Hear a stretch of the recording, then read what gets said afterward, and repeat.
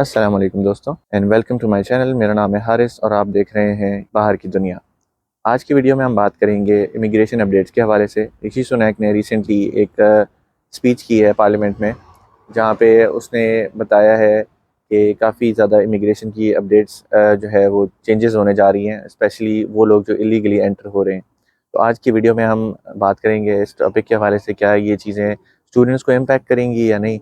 तो अगर आपने अभी तक मेरे चैनल को सब्सक्राइब नहीं किया तो काइंडली सब्सक्राइब करें और देखते रहें video for more updates. Thank you.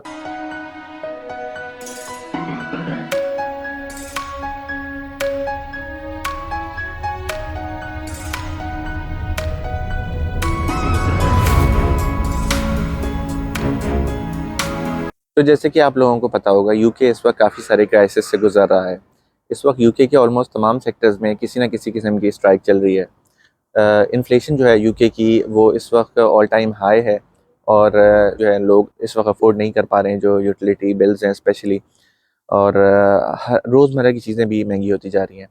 तो जिसकी वजह से हर सेक्टर, चाहे वो रेल हो, पोस्टल सर्विसेज हों, चाहे वो एनएचएस की नर्सेज हों, वो स्ट्राइक कर रही हैं कि हमारी जो है सैलरीज़ बढ़ाई जाएँ, इंक्रीमेंट की जाएँ और इन्फ्लेशन को बीट किया जाए। अब गवर्नमेंट ये कह रही है कि इंडिविजुअल बॉडीज़ हैं हमारे पास, जो इन सारी ऑर्गेनाइजेशंस को मॉनिटर करती हैं और इन्फ्लेशन के हिसाब से वो एक प्रपोज़ल देती हैं गवर्नमेंट को कि आप इतनी इतनी सैलरीज़ बढ़ाएँ। और गवर्नमेंट ये कहती है कि हमने इतना जो प्रपोज्ड इंक्रीमेंट्स थे वो हमने किए हैं। बट अभी इशू ये आ रहा है कि स्ट्राइक्स जो हो रही हैं वो ये कह रहे हैं कि जो भी इंक्रीमेंट दिए गए हैं वो दोज आर नॉट इनफ। वो स्टिल इन्फ्लेशन को बीट नहीं कर पा रहे, और हमें आप इन्फ्लेशन को बीट करें ताकि हम चीज़ों अफोर्ड कर सकें। सिमिलरली जो मॉर्गेज रेट्स बढ़े हैं, इंटरेस्ट की वजह से इंटरेस्ट रेट्स बढ़े हैं, मॉर्गेज रेट्स बढ़ गए हैं, उसकी वजह से जो जिन लोगों ने घर इंस्टॉलमेंट्स में लिए हुए थे उनके लिए वो अफोर्ड करना भी काफ़ी ज़्यादा मुश्किल हो गया है। तो इस सिचुएशन में हर सेक्टर ही जो है वो स्ट्रगल कर रहा है सर्वाइव करने में, और उसके लिए जो है ना बहुत ज़्यादा मुश्किलात हुई हुई हैं। तो इन सारी चीज़ों का सबसे ज़्यादा जो असर स्टूडेंट्स के ऊपर आ रहा है वो अभी रिसेंटली जो बॉर्डर फोर्सेस ने स्ट्राइक की है उसकी वजह से आपको असर आ सकता है। अगर आप यूके आ रहे हैं for the first time specially, तो आपको ये मुश्किल फेस करनी पड़ सकती है कि आप बॉर्डर पे आप यानी इमिग्रेशन के टाइम आपको बहुत ज़्यादा लंबी क्यूज़ देखनी पड़ सकती हैं। तो अभी मैंने रिसेंटली इसके ऊपर एक वीडियो बनाई थी, आपने नहीं देखी तो मैं ये लिंक दे दूँगा, तो उसको काइंडली देखिएगा आप। उसमें मैंने डिटेल में बताया है कि किन डेट्स को स्ट्राइक हैं, क्या इश्यूज़ हैं।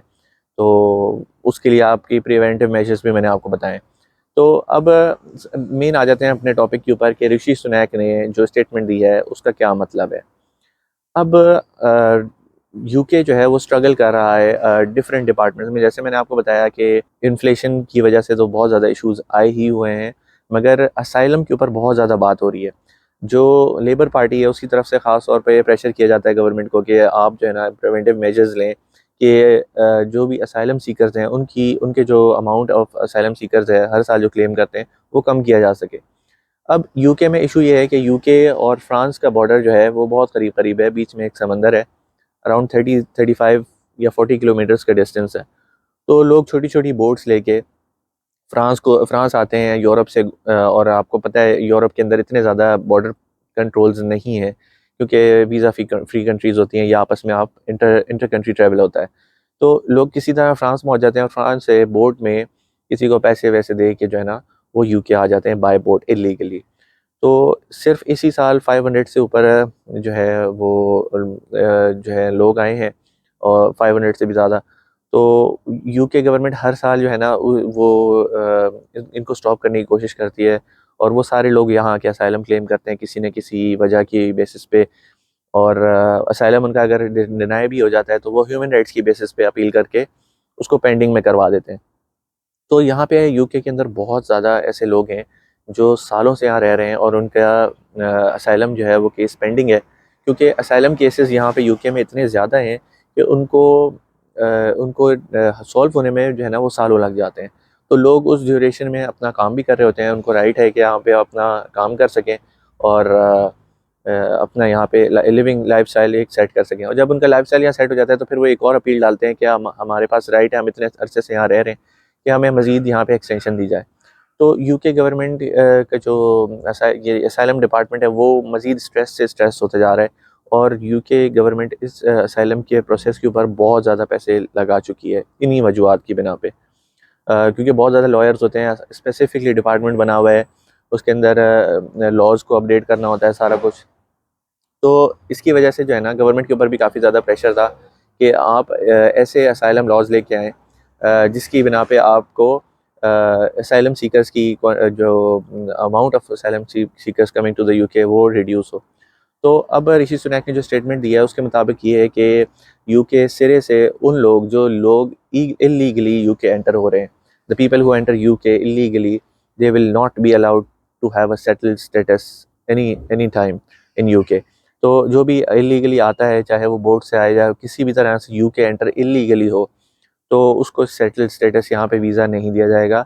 उसका इमिग्रेशन केस जो है वो थर्ड कंट्री में या तो वो डिपोर्ट कर दिया जाएगा अपनी होम कंट्री, या उसको एक थर्ड कंट्री में असाइलम स्टेटस दिया जाएगा। अब वो थर्ड कंट्री कौन सी होगी ये अभी तक फाइनल नहीं है। बट इससे ये एक बात क्लियर होती है कि UK has taken strict measures to stop asylum in this country. इसका मतलब ये है कि अगर आपका कोई प्लान था या किसी का और कोई प्लान था कि इलीगली यूके में आके यहाँ सेटल हो सकते हैं, तो that has gone out of the window. तो अच्छा, इसका स्टूडेंट्स पे क्या इम्पैक्ट होगा? देखिए, अगर आप स्टूडेंट्स के तौर पे आप आ रहे हैं तो obviously you are legally entering, आपके पास वीज़ा होगा तो आप ये एंटर करेंगे यूके, तो बगैर वीज़ा के तो आप करेंगे नहीं। तो इसमें आपको एक फ़ायदा ये हो सकता है कि आप स्टूडेंट हैं तो आप आएँ यहाँ पढ़ें और अच्छी जॉब लें, तो आपके पास एक बहुत अच्छा चांस है कि आपको यहाँ पे जॉब मिल सकती है। तो स्टूडेंट्स को इस चीज़ की वरी नहीं करनी पड़ेगी। मगर अगेन मेरी जो प्रीवियस वीडियोज़ हैं, मैंने ग्रेजुएट रूट के ऊपर बनाई थी, एक स्पाउस वीज़ा के ऊपर बनाई थी, आपने नहीं देखी तो वो भी वीडियो यहाँ पर होगी लिंक में। उसमें मैंने ये बताया था कि यूके जितने भी वीज़ाज़ हैं उनको स्ट्रिक्ट करती जा रही है। स्पाउस वीज़ा भी जो है ना उसके ऊपर भी ऋषि सुनैक का स्टेटमेंट आया था, होम सेक्रेटरी का था कि स्पाउस वीज़ा के जो नंबर्स हैं, डिपेंडेंट वीज़ा सॉरी, उसके नंबर्स बहुत ज़्यादा इंक्रीज़ हो रहे हैं। तो उसमें भी ये हो सकता है कि गवर्नमेंट उसके ऊपर भी रिक्वायरमेंट्स लगा दे वीज़ा की, कि आपको जो है बहुत ज़्यादा रिक्वायरमेंट्स हो, यानी आइल्स करना पड़े, हो सकता है डिपेंडेंट को, या इस तरह की कोई ए लेवल्स की एजुकेशन हो, इस तरह की कोई रिक्वायरमेंट्स, क्योंकि वो बहुत ज़्यादा स्पाउस के नंबर्स बढ़ रहे हैं। तो अब इस सिचुएशन में जब स्पाउस वीज़ा का, डिपेंडेंट वीज़ा का ये इशू आया है, तो और इलीगल माइग्रेंट्स के लिए भी आ गया है, तो जिस तरह ग्रेजुएट रूट का भी यही सुनने में आ रहा है कि वो भी क्लोज हो रहा है, तो इसका मतलब है UK government is cracking down on immigration.